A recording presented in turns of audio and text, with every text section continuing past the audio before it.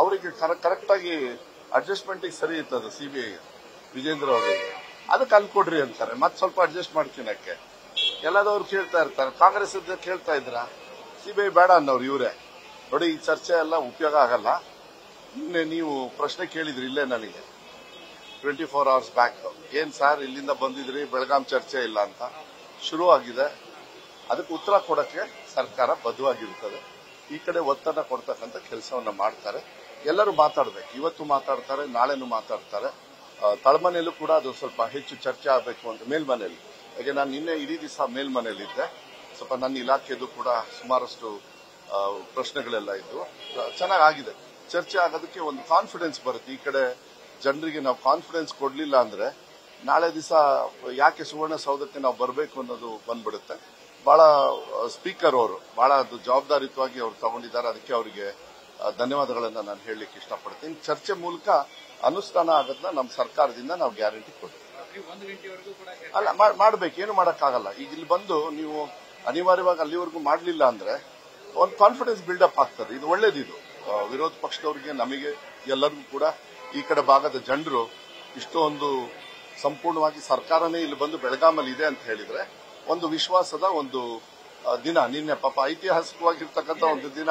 ಇವತ್ತು ಕೂಡ ಹಂಗೆ ಮಾಡ್ತಾರೆ. ಯಾಕಂದ್ರೆ ನೋಡಿದ್ರೆ 45 ಪ್ರಶ್ನೆಗಳಿದಾವೆ. ಇದು ಗಮನ ಸೆಳೆಯೋದೆಲ್ಲ ಮಾಡ್ಲಿ, ಒಳ್ಳೇದಾಗ್ಲಿ, ಅದು ಒಳ್ಳೇದಾಗುತ್ತೆ ಅಂತ ಹೇಳಿ ವಿಶ್ವಾಸ. ನನ್ಗೆ ಗೊತ್ತು, ನೋಡೋಣ ಅದು ಏನು ಸರ್ಕಾರದಿಂದ ಏನ್ ತೀರ್ಮಾನ ಮಾಡ್ತಾರೆ. ಈಗ ಸಿಬಿಐಗಾರು ಕೊಡಿ, SITಗಾದ್ರೂ ಕೊಡಿ, ಯಾವುದೇ ಕೊಡಿ. ತನಿಖೆ ಆದ್ಮೇಲೆ ಏನು ತಪ್ಪಾಗಿದೆ ಅವ್ರಿಗೆ ಶಿಕ್ಷೆ ಆಗ್ಬೇಕು ಅಷ್ಟೇ ನಾನು ಕೇಳ್ಕೊಳ್ಳೋದು. ಯಾರೇ ಆಗಲಿ, ಹಿಂದಿನ ಸರ್ಕಾರ ಆಗಲಿ, ಯಾವುದೇ ಸರ್ಕಾರದವ್ರು ಮಾಡಿದ್ರು ಕೂಡ. ಆದರೆ ಬಿಜೆಪಿಯವರು ಇವತ್ತುವರೆಗೂ ಕೂಡ ಅವ್ರದ್ದು ಹಿಸ್ಟ್ರಿ ತಗೊಳ್ಳಿ, ಇತಿಹಾಸ ತಗೊಳ್ಳಿ, ಅವ್ರ ಹಣೆ ಬರಕ್ಕೆ ಅವ್ರ ಜೀವನದಲ್ಲಿ ಸ್ವಂತ ಶಕ್ತಿ ಮೇಲೆ ಕರ್ನಾಟಕ ರಾಜ್ಯ ಆಳೇ ಇಲ್ಲ ಅವರು. ಇದು ಬಹಳ ಪ್ರಮುಖವಾಗಿರ್ತಕ್ಕಂಥ ಅಂಶ. ಈ ಹೊಲಸು ಏನು ಆಪರೇಷನ್ ಕಮಲ ಇವನ್ನೆಲ್ಲ ತಂದಿದ್ದು ಇಡೀ ಭಾರತ ದೇಶಕ್ಕೆ. ಇವತ್ತು ಕೂಡ ಏನು ಸೆಂಟ್ರಲ್ ಗವರ್ಮೆಂಟ್ ಅಲ್ಲಿ ಮಾಡ್ತಾ ಇದ್ದಾರೆ ಎಲ್ಲದೂ ಕೂಡ ಇಲ್ಲಿಂದನೇ ಸೃಷ್ಟಿಯಾಗಿತ್ತು. ಇದು ನಿಲ್ಲಬೇಕು, ಅದು ಇಲ್ಲೇ ನಿಲ್ಲಬೇಕು ಅಷ್ಟೇ ನಾನು ಕೇಳ್ಕೊಳ್ಳೋದು. ಯಾವುದೇ ತನಿಖೆ ಆದ್ರೇನು ಅದು ಒಂದು ಘಟ್ಟಕ್ಕೆ ಸೇರಬೇಕು, ಅದಕ್ಕೆ ಉತ್ತರ ಕೊಡಬೇಕು ಅಷ್ಟೇ.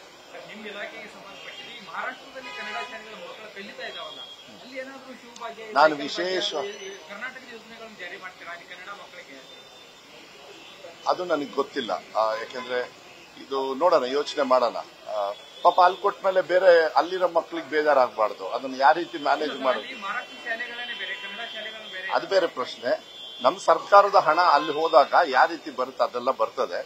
ಅದು ಕಾನೂನಿನ ಇದು ತಗೊಳ್ಬೇಕಾಗ್ತದೆ. ನನಗೆ ಗೊತ್ತಿಲ್ಲ. ಅದನ್ನ ಮಾಡಿದ್ರೆ ಅವರೇ ಕೊಟ್ಬಿಡ್ಲಿ ಅತ್ಲಾಗೆ ಶಿವಭಾಗ್ಯ ಅವರೇ. ಬಟ್ ಹಂಗಂದ ತಕ್ಷಣ ಅಲ್ಲಿರೋರಿಗೆ ನಾವು ಕೊಡಬೇಕು ಅಂದ್ರೆ ಅದು ಬೇರೆ ತರದ ಕಾರ್ಯಕ್ರಮನೇ ಆಗುತ್ತೆ. ನೋಡೋಣ, ಅದೇನಾದ್ರು ಇದ್ರೆ ನಮ್ಮ ಕಡೆಯಿಂದ ಕೊಟ್ಟು ಅವ್ರಿಗೇನು ತೊಂದರೆ ಇಲ್ಲ ಅಂದ್ರೆ ಮಾಡೋಣ. ಅದು ಒಳ್ಳೇದು, ಕೊಡ್ಬೇಕು ಮಕ್ಕಳಿಗೆ. ಎಲ್ಲ ಫ್ಲಾಪ್ ಆಗುತ್ತೆ. ಇನ್ನೆಲ್ಲ ಬಿಡ್ರಿ, ಅವ್ರದೆಲ್ಲ ಪಿಕ್ಚರ್ ಬಿಟ್ಟು ಹೋಯ್ತು ತಗೊಂಡು ಏನ್ ಮಾಡ್ತೀರ.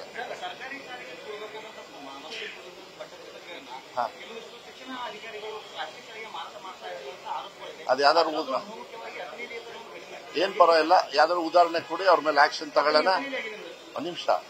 ಈಗ ಯಾವ ತಿಂಗಳಲ್ಲಿ ಇದೀವಿ ನಾವು? ಡಿಸೆಂಬರ್ ಅಲ್ಲಿ ಇದೀವಿ. ಸ್ಕೂಲ್ ಶಾಲೆ ಓಪನ್ ಆಗಿ ಎಷ್ಟು ದಿವಸ ಆಯ್ತು? ಯಾವಾಗ ಮಾರ್ಕೋಬೇಕಾಗಿತ್ತು? ಜೂನ್. ಕೊಡಿ, ಉದಾಹರಣೆ ಕೊಡಿ, ಉದಾಹರಣೆ ಕೊಡಿ. ಅಲ್ಲಿ ಕೊಡಿ ನನಗೆ ಅಡ್ರೆಸ್, ಸ್ಕೂಲ್ದೆಲ್ಲ ಕೊಡಿ. ಹಂಗ್ ಬರೋದೇ ಇಲ್ಲ.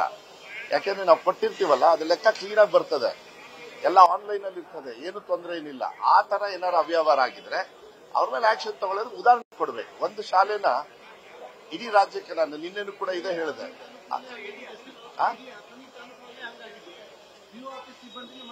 ಕೊಡಿ, ನೀವು ಹೇಳಿಕೆಗೆ ನಾನದು ನಿಮ್ ಹೇಳಿಕೆ ಕೊಟ್ಟ ತಕ್ಷಣ ನೀವು ಇಲ್ಲ, ನನಗಂತೂ 100% ಇಲ್ಲ. ಆ ತರ ಏನಾದ್ರು ಇದ್ರೆ ಆಮೇಲೆ ಕೆಲವು ಆಫೀಸರ್ಸ್ ತಪ್ಪು ಮಾಡಿದ್ದಾರೆ. ಅದ್ರ ಮೇಲೆ ಆಗ್ಲೇ ನಾನು ರಿವ್ಯೂ ಮಾಡ್ಬೇಕಾದ್ರೆ 2.5 ತಿಂಗಳ ಹಿಂದೆ ಇಲ್ಲಿ ಬೆಳಗಾಮಲ್ಲಿ ನಾವೆಲ್ಲ ಭೇಟಿ ಮಾಡಿ ಅವಾಗ್ಲೇನೆ ಆಕ್ಷನ್ ತಗೊಂಡಿದೀವಿ. ಅದು ಬರೀ ಬುಕ್ಸ್ ಅಲ್ಲ, ಬೇರೆ ಬೇರೆ ವಿಚಾರನೂ ಕೂಡ. Okay, thank you.